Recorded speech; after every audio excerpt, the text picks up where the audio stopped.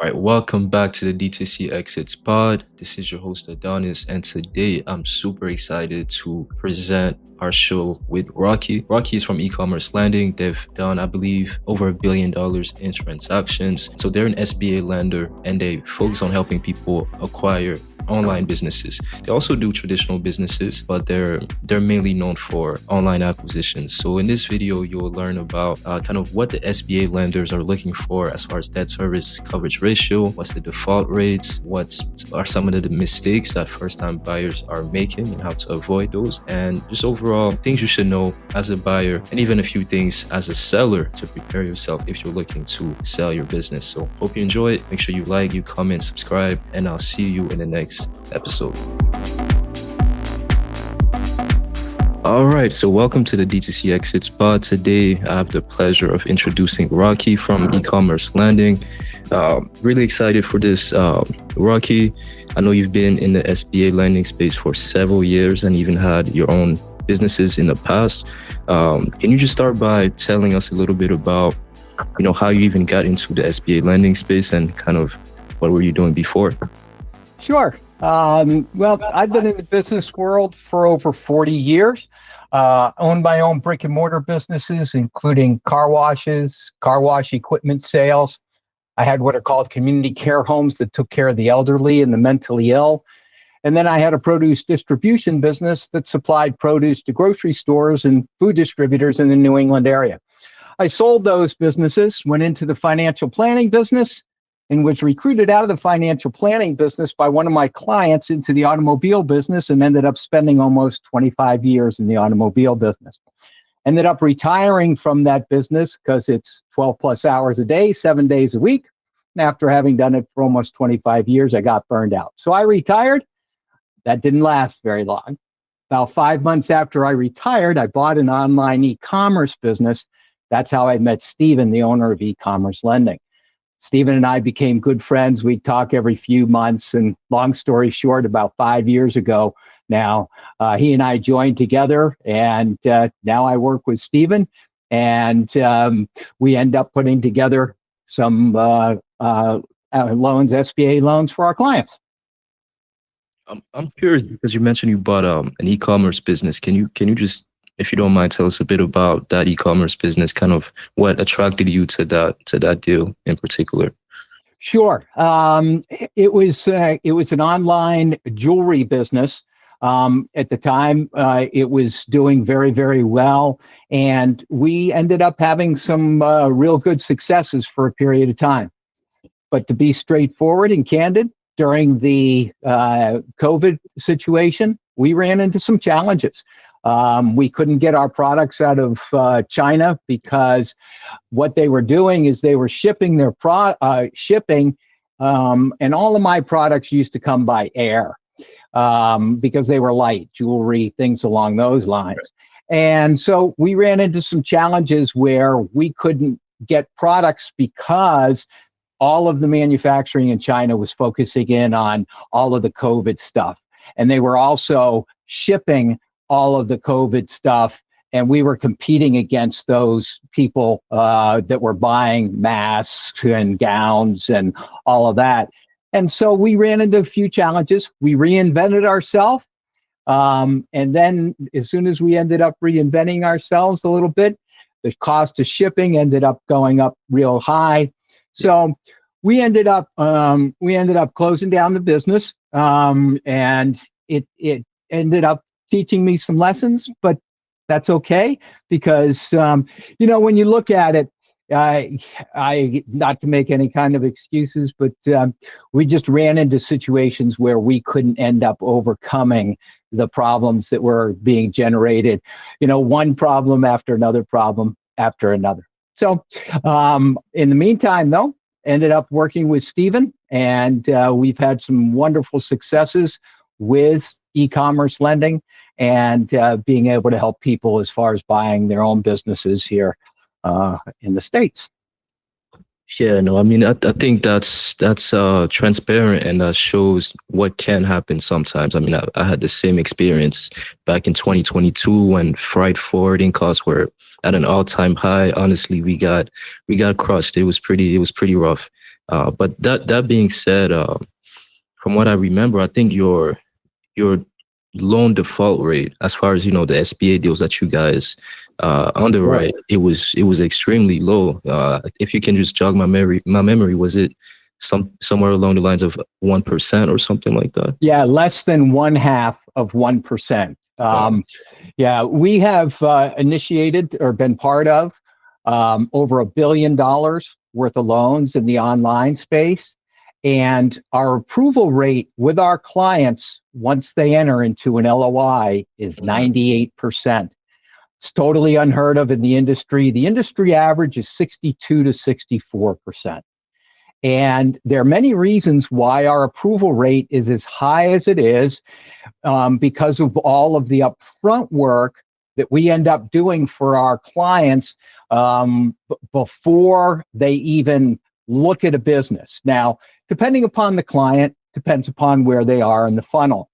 And so what we do is we'll pre-qualify clients before they even start to look at a business, so that they know what size business that they can end up looking to acquire. That way they aren't wasting the time looking at a business, finding one that they really like, and then all of a sudden they get under LOI, and then they come to us at that point and they aren't able to afford it because of the requirements as far as the cash injection and what's called post-close liquidity as well. Yeah, no, I think that's a perfect segue there, because I've seen a lot of, especially first time buyers, kind of understand what is needed as far as the down payment, the 10% typically, but then the post closing liquidity is something that I think I hear a lot of confusion on. Can you kind of clarify, like, what is the post close liquidity that's typically needed, and kind of how you guys navigate that typically? Sure. Yeah, the post-close liquidity is basically 6% of whatever the SBA loan amount is. And why do we do that? Well, really, to make a long story short, the businesses run into challenges, or actually default, because they run out of cash. It's not because they're necessarily losing money. And many of our clients really, they buy a business, they want to expand the business, they want to end up adding inventory, potentially adding additional clients, which will increase their accounts receivables, things along those lines.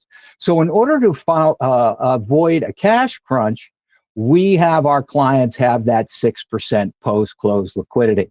Again, long story short, the banks don't want you to end up buying a business and breaking open your piggy bank in order to end up having the cash down. So they do require that 6%. Now, that 10% that you were talking about earlier, Adonis, is as far as the cash injection is concerned, it can be done with less money down than the 10%. But the SBA changed the rules this past June. Mm-hmm. It used to be that you could end up having a seller's note help you finance part of your cash injection up to 5%. And you can still do that, though. The challenge, though, is that 5%, if you have a seller's note and you're only as a buyer putting in 5%, then the seller's note has to be on a 10-year standby for both principal and interest payments in order for that to count towards your cash injection. But the minimum that someone needs in order to buy a business right now is 5% cash injection on their part as well. And then, as I say, a minimum 5% seller's note that would be on standby. But most of the time, you're running into clients right now that really, the sellers aren't really interested in holding a seller's note for 10 years without getting paid. Yeah. But it is an opportunity. I'm seeing, actually, Adonis, more people that than I thought I would. I didn't think I'd see anybody. But we see, maybe 1 out of 10 to 15 deals where that is being utilized as far as the cash injection. Gotcha. That's interesting. That's interesting. I guess that's encouraging to know, because I definitely would have expected that nobody would want to do that as a seller, but it's encouraging to hear that some people are open to it. Um, o- Yes. Other than the, that 5% and that seller note having to be 10 years, are you seeing any other changes? Ever since June and those updates. I mean, how would you say that has affected SBA lending? It's affected it in a number of ways. One of the things that they did in June is that you used to be able to have rollover equity as far as cash injection was concerned. Now, what happens though, if the seller retains even 1% of the business, they have to sign the personal guarantee and be on it for 2 years as a minimum. And sellers are not interested in doing that. So that's eliminated that part of the opportunity about having rollover equity. The second thing that's really happened, and I mentioned it, is that, with a seller's note, without it counting towards the cash injection, in other words, the buyer ends up putting in that 10%, and they're still looking to end up having a seller's note. Most seller's notes we have on a 2-year standby basis for both principal and interest payments. And by doing that, the debt service coverage ratio, or those payments, aren't applied towards the minimum debt service coverage ratio requirements by having it on 2-year standby. Gotcha. Very, very interesting. And just for the people who may not be familiar, but that are listening, right? What is the minimum DSCR that you guys look for to be able to approve some of these deals? Yeah, the minimum with us is 1.25. And as far as the debt service coverage ratio is concerned. Now, with a debt service coverage ratio of 1.25, the industry average now, Adonis, is 1.5. So we're able to actually help our clients by looking at businesses that might be undergoing a great growth spurt. And let's say in 2023, their debt service coverage ratio was 1.25. And then in 2024, it was 1.5. That business would qualify with us when it wouldn't necessarily qualify with others. Gotcha. Makes sense. And And yeah, go ahead. I was going to end up explaining, because a lot of my clients, Adonis, end up asking me, what is this debt service coverage ratio? Right. What's that mean? What do those numbers mean? And basically what it is, just to give you a quick and dirty, let's say the proposed annual debt service for both principal and interest payments on the business that you're looking to acquire is $100,000 a year. Okay. The earnings, or EBITDA, or SDE, or what's called seller's discretionary earnings, or EBITDA, it has to equal $125,000 for the previous 2 years for that business to be able to qualify. That's where the ratio comes into play. Perfect. I think that's a great explanation of that. I'm also a bit curious, and I'm sure some people listening might be. At e-commerce lending, obviously, you guys focus on online businesses, right? But do you also work with people that are looking to buy more so brick and mortar businesses and physical businesses, so to say? Absolutely. We haven't forgotten our roots, and give you a little bit about a background about Stephen. Stephen's been Spear is the owner of the business, and Stephen's been in the banking world for over 30 years now. And he cut his teeth on brick and mortar businesses. And he actually went to the president of the bank where he was working, told them that they should get into the online space. They did. 6 months after they got into the online space, they cut him off. And then he went out and started e-commerce lending because he wanted to end up continuing and felt that there was a good opportunity there. So we now, about 15% of our total SBA guaranteed loans is in the service, manufacturing, distribution space. We've taken what we've learned in the online space, applied it to the more traditional space. And so now we're able to end up getting people financed that are looking for more traditional businesses as well. Perfect, perfect. And I'm curious, just from your perspective as a lender, what's the biggest difference between underwriting an online business, let's say e-commerce, for example, versus a traditional business like a car wash, for example? Yeah, the biggest difference is, we can between an online and a more traditional business is really almost all the time the lack of collateral with an online business. When you talk about the car washes that I ended up owning, I had land and building that the bank could end up taking a look at and feeling as though that they had some kind of a protection. Whereas in the online space, really the only, unless they buy a warehouse in addition to that, but is really the only is the inventory. And when we go to our lending partners, again, what we do is we explain to them that what they're looking for and what's most important to them is for them to get their money back. And so all of our loans, even whether they're online or more traditional, are able to end up being done with a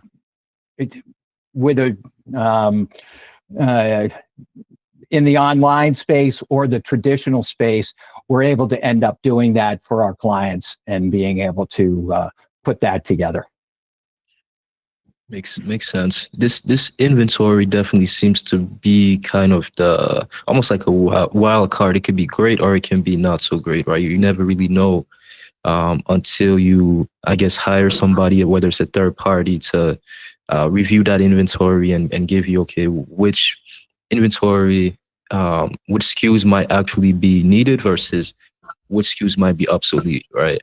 Can you talk a bit about that process? Like when you have inventory being included in the asking price, for example, how do you guys go about dealing with inventory? That's a great question. And there are many different ways to end up treating that. The ways that we end up treating the inventory is that you take a look at, and you look at, as you mentioned, the obsolete SKUs. Okay. And depending upon the business, many businesses such as mine, when I owned mine, we utilized a system called Shipping Easy. There's another one out there that's also called ShipStation. And what that does is it keeps track of your orders and your SKUs and when you need to order and where it is and so forth. So you can indeed do that. And by being able to keep track of that inventory, there are ways that you can end up financing the inventory. One is you include it in the sale of the business. Now, and when you run the inventory near closing or even beforehand, you can end up negotiating with the seller and say, hey, look, you have 20 SKUs that haven't sold in over 90 days. I'm not interested in buying that inventory. Why don't we do this? We'll put it on a consignment basis and you'll get paid when I sell that inventory. And so part of the inventory can be financed, and then part of the inventory can be done on a consignment basis as well. Or all of the inventory can be done on a consignment basis. Depends upon the situation, and it depends upon what is necessary as far as trying to get the business to continue to operate without having to be able to pay for SKUs that are obsolete. Makes sense. And um, assuming inventory is included, right? What would you say are the average multiples that you're seeing right now? I know it depends, probably, type of answer. Yeah, well, it does depend, but realistically, it depends on the type of online business that they're looking to acquire. Yep. Okay. With a content-based business, particularly with AI now, and that's really becoming a challenge for content-based businesses, you're looking at a 2.75 to 3 as far as the multiples are concerned. Then when you look at an e-commerce business, you're looking at a 3 to 3.5, sometimes 3.75. As the prices go up, to $1.5 million and above, you might see the 3.5 to 3.75. But realistically, on the ones that are less than $1.5 million, it should be less than 3.5 as far as the multiple is concerned.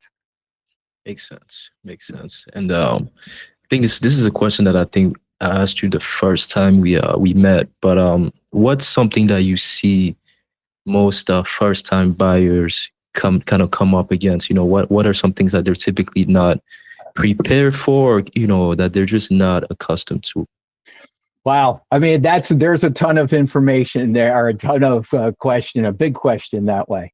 But the biggest thing that we run into with new clients is that they can end up having one half of the equation. What do I mean by that? Well, there are two major underwriting requirements that underwriters look at when they're looking to fund a deal. The first, of course, is the cash injection. We've talked about that. That's relatively easy and straightforward. The second part, and this happened because of COVID, and then again in June, is that they're looking for direct industry skill sets in order to end up financing the business. And so somebody might have the money, but they don't necessarily have experience in the online space, or they've never worked in the online space. And because of that, their ability to be able to get financed becomes more of a challenge, but also the size, regardless of the amount of cash that they have, needs to end up coming into about $1.5 million. Gotcha. That's a great point. So basically, I think that also kind of leads to the whole notion of transferable skills versus direct experience, right? Yes. So go ahead. Yeah, I was going to, and to expand upon transferable skill sets, when we take on a client, we end up working with the client. We pre-qualify them as a client so they know the size business, aren't wasting time the way we talked about earlier. Then we'll pre-qualify the business for them before they even take an in-depth look at that business. And when they're pre-qualified, they'll know that they're going to be able to buy that business. And that's why we do all of this upfront work, so that they aren't disappointed, and also they aren't spending money trying to end up buying or looking at a business that they won't qualify. So we'll pre-qualify them, we'll pre-qualify the business, and then we'll actually help them with the LOI as well, and structuring the LOI and going forward. But it is, and so the transferable skill sets that you're talking about, after we've had the telephone call, and it's one of the reasons why you and I got on the call earlier, we will know whether or not that client's able to buy an online business. And that's why we issue the pre-quals beforehand. It also opens up the gatekeepers and the brokers as far as being able to be willing to share information about the listings that they want to look at. Yeah, no, definitely. And how long would you say that process typically takes from, let's say, pre-qualification, if the LOI ends up being approved, to actually closing with the SBA? Yeah, the length of time ends up being about a total of about 90 days. And here's how it breaks down. Let's say we were to execute an LOI today. The next thing that ends up happening is that you end up filling out the application. And the application takes about 3 weeks for most of our clients on average. The biggest time commitment that they have as far as the application is concerned is the preparation of a business plan.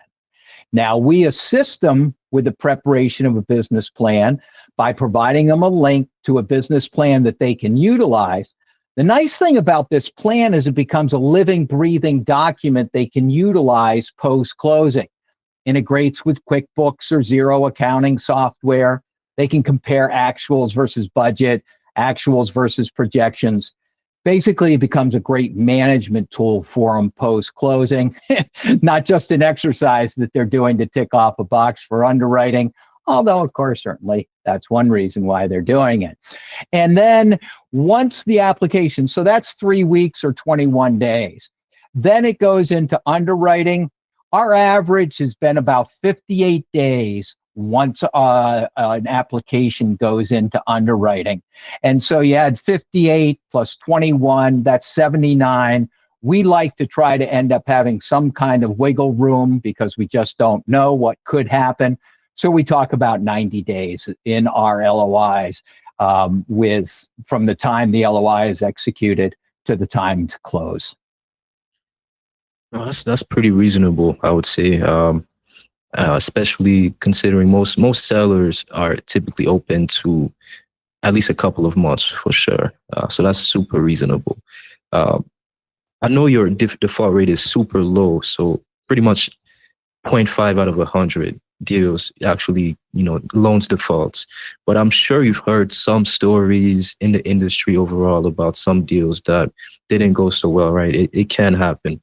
What would you say is the biggest difference, kind of the X factor, between buyers who have a great experience and are able to keep on running the business the same way they bought it, and buyers who are not so much able to keep up with the business? Yeah, again, that's a great question as to what happens with buyers once they buy the business, and what's the difference between a successful buyer and one that runs into challenges. One of the big things that I say to clients is that when you buy a business, one of the things that you're buying is the person who's selling you the business. And so you want to utilize that person as much as you possibly can to help you be successful. They've been successful. They've shown that they've been successful in what they've done with the business and grown it to where it is today. So when a client of ours gets on the seller's call, what they're trying to do is build a really good relationship with that seller so that they can have that seller help them post-closing. And these businesses are people's legacy. This is their baby. They've grown it. They want it to go into good hands. And they're willing to end up helping our clients to be successful if the clients don't end up alienating them during the negotiations and being kind of a jerk about things. And also what'll end up happening is that they can end up doing really very well post-closing. We have agreements where our clients have about 6 months worth of post-closing assistance from the sellers. Mm-hmm. But most sellers, if they like you, they'll communicate with you for years because they want that business to be successful. And so that's how the people that are successful continue to be successful. The people that run into the challenges are people who buy the business and then think that they can do everything better than everybody else because, they know it all. Well, and so they make changes. They don't consult with the seller before they make changes, things along those lines. And so they end up making all of these changes to the business. And many of them find out too late that they really should have just let things be, take things the way that they've been successful, maybe build upon them a little bit, but don't make drastic changes within the first 6 months of owning the business. That's where you're going to run into problems. Yeah, I think that's great. That's amazing advice. I know something that I learned was also to just building rapport. I think some people make the mistake of call number one with a seller diving directly into the numbers and everything that might be wrong. And I think that's probably the worst thing you can possibly do. It Um, is, no doubt about it, because it's funny in the online space and even in some of the more traditional spaces, and I say this to my clients as well. People will sell their business for less money to somebody they like versus more money to somebody that they don't like. And what do I mean by that is that, you really want to be able to utilize their expertise going forward and be able to end up asking them for some input so that, and you're right on the money, they end up, people that aren't successful in doing that, in fact, they don't even get the chance to buy the business because there's so many people that are going to buy the business, are the ones that do exactly what you just said. And that is on the seller's call, start to try to negotiate price. The seller's call is really a time for you as a buyer to build a positive relationship with that seller. Then, once you've had the seller's call, the time to negotiate is through the LOI that then I would end up helping the clients with. Perfect, perfect. No, that's great. Um, yeah, I think there's so much that we don't know as first time buyers. It's impossible to make everything, to make every right decision. But this is why it's useful to hear from people like you that, are seeing a lot of transactions happening. Now, can we switch lens a little bit to the perspective of a seller? Because there might be some people listening who have an e-commerce brand, a DTC brand, and are considering Mhm. selling. Um, what are some things that you would say to an e-commerce seller as far as, getting ready and, putting their best foot forward so that if it becomes an SBA transaction, you know, they're actually not disqualifying themselves just by not having the right things in place? Again, a very good question, and the first answer that I would have for you is that you want to end up, in order to qualify for an SBA guaranteed loan, you have to have 2 full years of tax returns. So if somebody started a business at the end of 2024 or the 23, let's say, and only filed a month's worth of taxes for 2023, then filed all of their taxes for 2024, that business still will not qualify for an SBA guaranteed loan. So as a seller, you want to have 2 full years of tax returns that you can end up providing to the buyer. The second thing is, please don't commingle your businesses. If you have a business and then you buy an additional business, have that business be a separate entity. Now, you can always create a third entity, have the profits roll up to the parent and all that. But make sure when you're buying businesses or you're selling businesses that you are selling a business that doesn't have any commingling between two businesses that you may own, because to separate it, you have to do what's called delineated financial statements. And those not only can be expensive, but also can still make it so that it doesn't end up getting financed. Second thing is, and this is true of whether it's an online business or a more traditional business, make sure your books are in order. It's the biggest challenge that any entrepreneur, and let's face it, it's not easy as entrepreneurs being the bookkeeper. It's not a lot of fun, not a lot of glory in that, but you really need to have clean books that are able to be looked at by outside parties, then be able to be analyzed and so forth. So having clean books is another really important thing. The third part of it is, and we can do this even if your clients or somebody listening to the podcast, is that they can reach out to us and say, hey, I'm thinking of selling my business. Can you tell me what I need to do? And then we will tell them what it is that they need to do. We'll ask them for 2 years worth of tax returns, a year-to-date profit and loss on the business, and then a brief description of the business.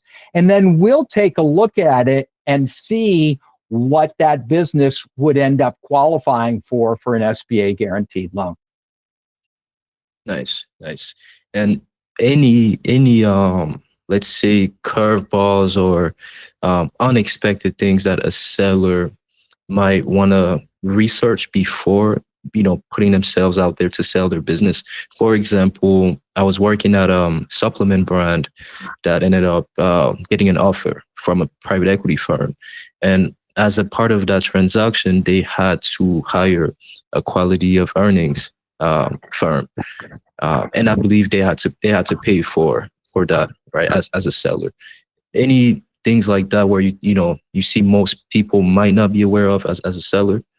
That's a good point. Once again, when somebody's looking to sell a business with an SBA guaranteed loan, you do not need a quality of earnings report. The reason that I'm sure that your client or the person you were referring to or entity you were referring to is because they were private equity, and the deal probably was of a larger size as well. And so there's a quality of, that's when you need a quality of earnings. The other part of that, Adonis, is that really the buyer should be the one who's paying for the quality of earnings report. It's not necessarily the seller that should pay for the quality of earnings report. And if they have really good books, then a buyer will probably pony up and pay for that if they're truly interested in the business. Okay. That's good to know. And would you say that there's a big difference between selling to a institution like a PE firm or a huge strategic buyer versus kind of a retail kind of couple, maybe a single private investor? Would you say that there's a big difference in those processes?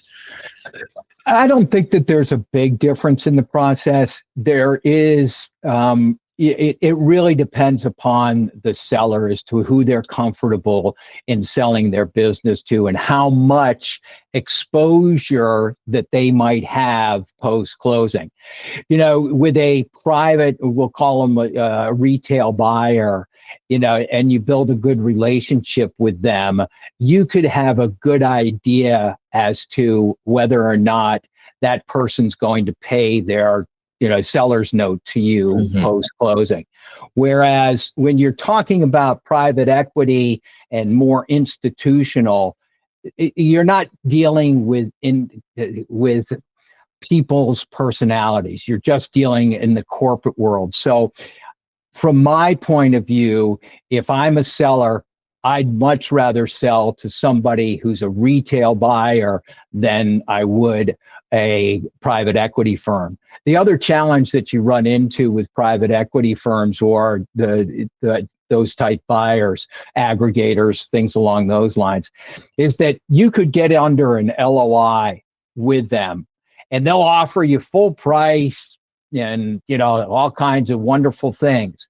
And then once they do the quality of earnings report, they'll come back and want to reprice it. Yeah. Whereas retail buyers aren't inclined to end up doing it. So those are the types of buyers that I would look at if I were a seller going forward. Very, very wise. I think that's actually a bit counterintuitive because at least from what I've heard and granted, it might be because it's younger sellers in the e-commerce space. I think we tend to get excited about selling to a big private equity firm because we assume automatically more resources, more capital, I get more cash, right? But the reality is it can be a lot more difficult to go through a PE transaction, and that money is not necessarily guaranteed. Exactly. And that's it. And it really, I think that the negotiation is also something that is easier when you're working with a retail buyer versus a private equity buyer. Private equity buyers are very sophisticated. They're going to put, things, and we're getting away from SBA, but they'll put in earnouts, which are not allowed by the SBA, by the way. They'll put in, rollover equity. They'll put in a number of different things, and performance sellers notes, things along those lines. Whereas with a retail buyer, yes, they have some sophistication, but you're going to have a better chance in getting your money afterward with a retail buyer, from my point of view, than you will from an aggregator / institutional PE buyer. When it comes to the online space, the different categories of online businesses, whether it's e-com, software, agencies, even content businesses, would you say that there's any categories that you guys prefer, or that the SBA is more keen to lending to? They really aren't. With us, we don't mind really whether it's an online business or, as we've talked about, whether it's a more traditional business as far as what we can end up or what we're interested in assisting our clients. It's really the quality of the business, as far as what is their debt service coverage ratio, what is their growth record, how are they accelerating their growth, or is their growth plateaued, things along those lines that we are looking at much more so than we would be looking for it in other ways. Yes. Okay. And let's say, speaking to yourself in the past as you were doing your first acquisition, is there any advice that you have for people that are doing their first acquisition, as far as things to look for, maybe even beyond just the financials of a business? Yes. Wow. And this is, again, this is really true. When I had my car washes, and that's where I got started, as you know. I graduated from college in 1980. And if anybody knows what happened in 1980, the prime rate was 21%, and inflation was at 13%. And so when I graduated from college, there was nothing available. Fast forward a little bit, I was driving home. I had bought a business. I was driving home. I got caught in the traffic jam, and I ended up saying, boy, how can you make some money out of this? And that's one of the things that you might want to, or we can try to convey to your clients. Look for those opportunities and have your eyes wide open. Turn something that's a problem into a potential solution. In this case, there wasn't a car wash around. I didn't have any money though. And so I looked around, I found a piece of property that someone owned. I went to them directly and I said, look, I've got an idea I want to end up doing, but I need your property to do that. And he said, why don't you develop a business plan and bring it back to me, and I'll tell you if I'm willing to invest. Long story short, he became my first partner. He pledged his land so that I could get the business the money for the building and the equipment to end up building my first car wash, launched me on my way, was a wonderful partner for me, and really helped me considerably. So what I would suggest to people is that you look around, find the problem, see if you can look for solutions. Don't let the lack of money get in your way. If you've got a real good idea and you're driven, you can find people who can end up helping you buy that business and become your partner or what have you going forward. That's a great, I think that's a great anecdote. And can you, just for context, kind of tell us a bit more about that car wash business, kind of what it grew to, and how you ended up exiting that? Yeah, it's, I think I was young and dumb when I ended up owning that car wash business. But I had two car washes. I bought a car wash, the way that I just mentioned, and then I had another partner, and we bought another car wash in a different area. And both of the car washes did very, very well. And in fact, I expanded by then selling car wash equipment. And so things were going very, very well for me. And I had two people come to me and say, "We want to buy your car washes." And I said, "Well, I'm really not interested in selling." And they said, "Okay."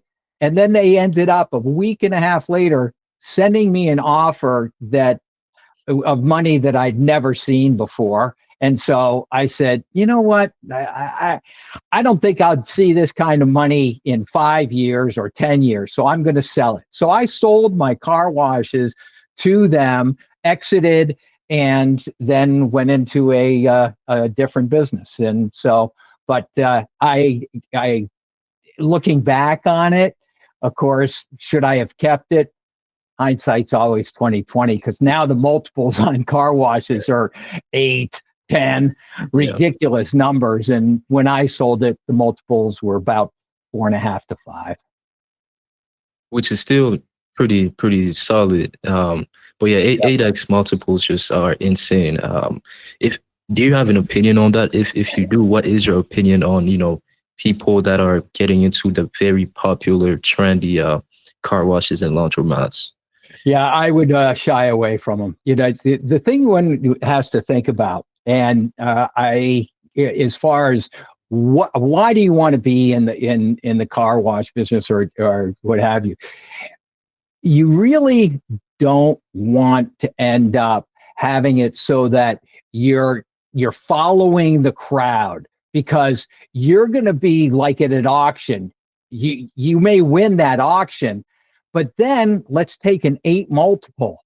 It's going to take you 8 years of your life to pay back the loan, let alone everything, making money and enjoying yourself. So, yeah, my I wouldn't do it right now. I wouldn't follow the fads that way.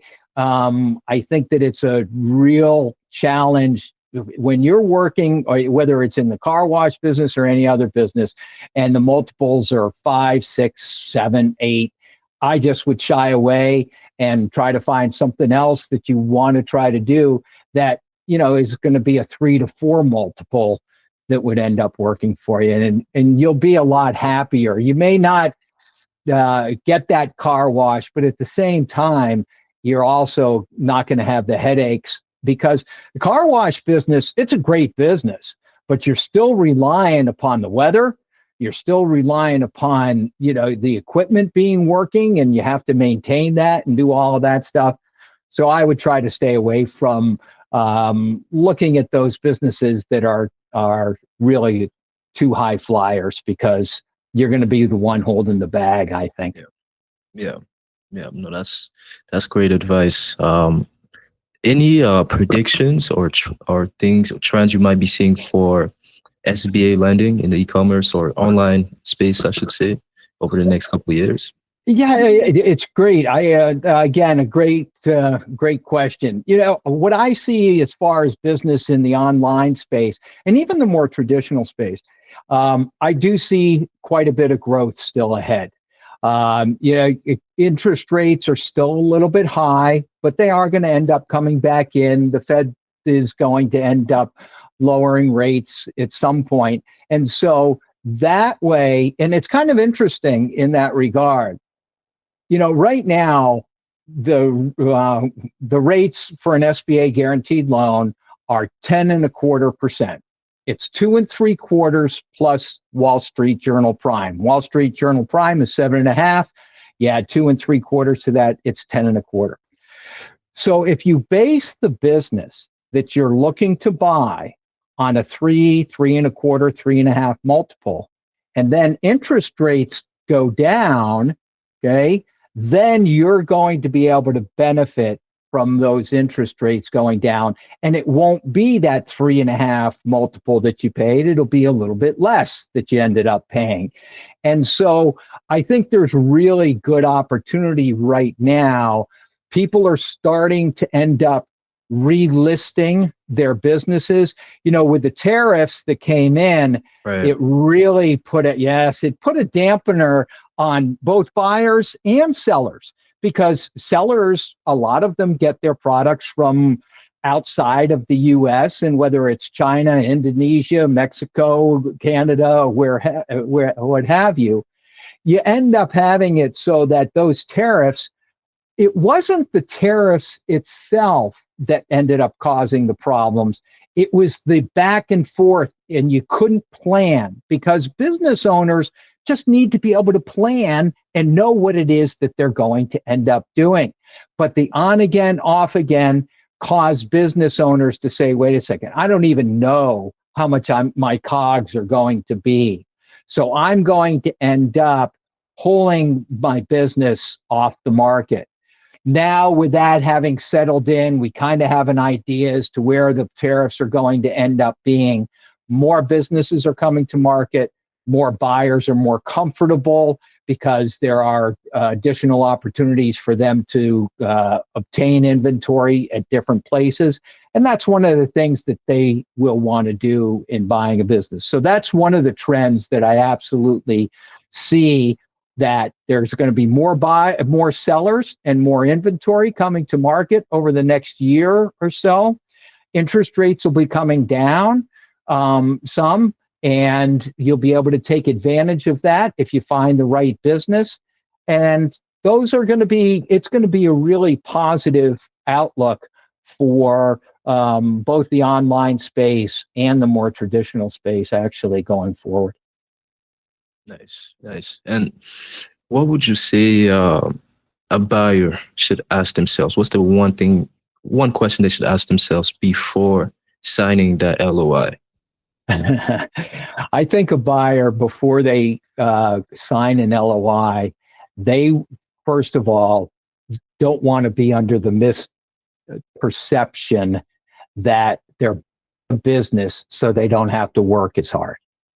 Okay, that is totally the wrong attitude to have, and you'll also fail very quickly, because candidly, all businesses require a lot of work.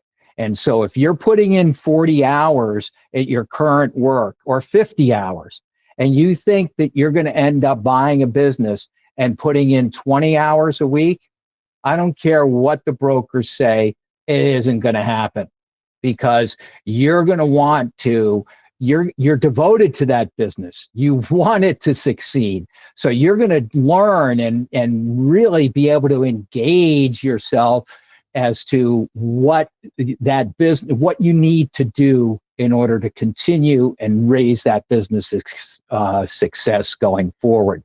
So don't have the idea going into the business that you're going to work fewer hours. You're probably going to work more hours than what you work right now. Now, you're in control of your hours. Right. So that's a wonderful thing, but the number of hours, and brokers like to end up really conveying to potential buyers, the seller only spends 20 hours a week doing this. Well, they might, but they've run the business for 5 years, so they know what they're doing. And they've been able to get it down there. So the biggest thing is, don't have misperception. Also, get your skill sets up. Make sure you're looking at a business that really aligns with something that you like to do. Just because a business makes money doesn't mean you should buy it.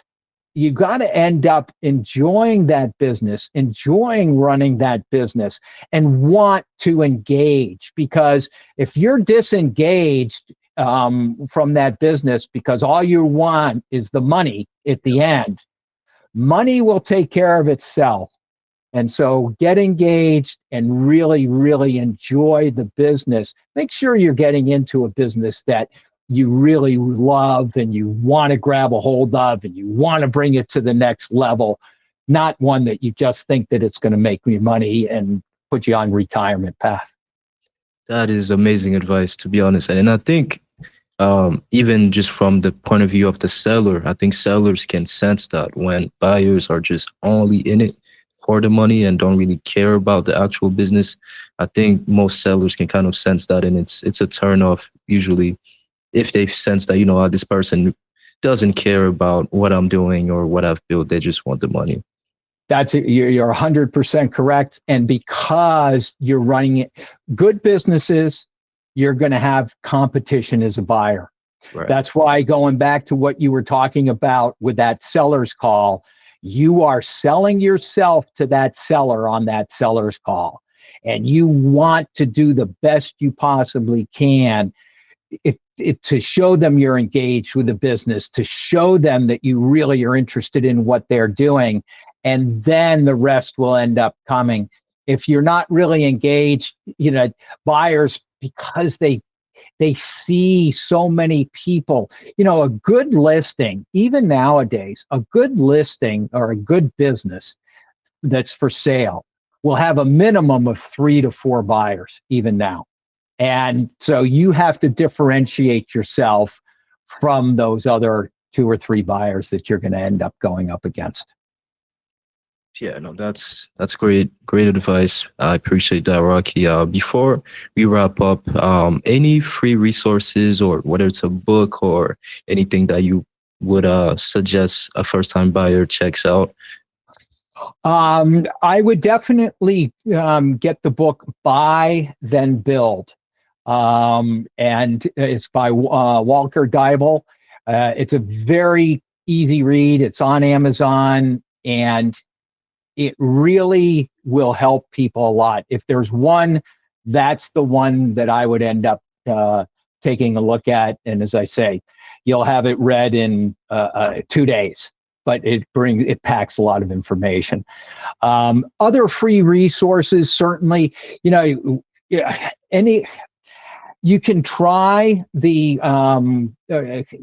Senior Corps of Retired Employers score. That way, as far as the SBA is concerned, you go right to the SBA and they have people who have retired that can help you with, business plans and with the, experience, and they can be your mentor as well, because they've retired, they've owned their own businesses, things along those lines, and it doesn't cost you anything.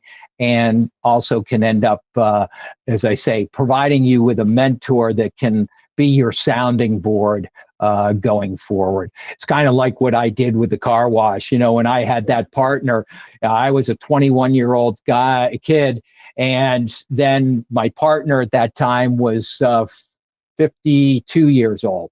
And so I was just very fortunate to be able to take advantage of his expertise. And so look for a mentor that's going to not agree with you all the time, will challenge you in what your thoughts are, and you'll find that a good mentor won't be a yes man or woman. They'll end up being somebody who will indeed challenge what your thoughts are, so that you think of solutions from a number of different angles. So absolutely build your network of other people that way. And lastly, I think that, it kind of comes without saying, but you need 3 things when you're buying a business. You need a real good accountant, you need a real good lawyer, and you need a real good banker. And you want to end up building your Rolodex, as we used to call it, and building that up so that you can end up relying upon real good quality people to assist you in your goal. Because nobody does this on their own. It just can't be done. And you don't think you're gonna be a loner. A lot of entrepreneurs are loners. They want to be by themselves, but don't do that to yourself, because you'll need those people to pick you up when you're down, to kick you in the butt when you should be kicked in the butt. And those are the kind of people that you really want to surround yourself with going forward. Yeah, that's great advice. I can definitely relate to a lot of that for sure. I appreciate you, Rocky. This was great. I'm sure the audience will love it. If people want to get in touch with you or e-commerce lending in general, how do they do that? They can email me, Rocky, ROCKY, at ecommercelending.com. And I'll be more than happy to set up a time to meet with them, and we can discuss in more depth what you and I went on in this call. Or if they've got something else that they would like to discuss, I'll be more than happy to set some time aside and be able to meet with them and answer any of the questions that they might have. Awesome. Perfect. Well, there you have it. This is a wrap for this episode of DTC Exits podcast. Rocky, I appreciate you. This was a pleasure. And I hope we can do this again soon and hopefully have more deals to talk about in the next one. Yeah, thanks very much, Adonis. Appreciate your time. Thank you so much, and look forward to reconnecting soon.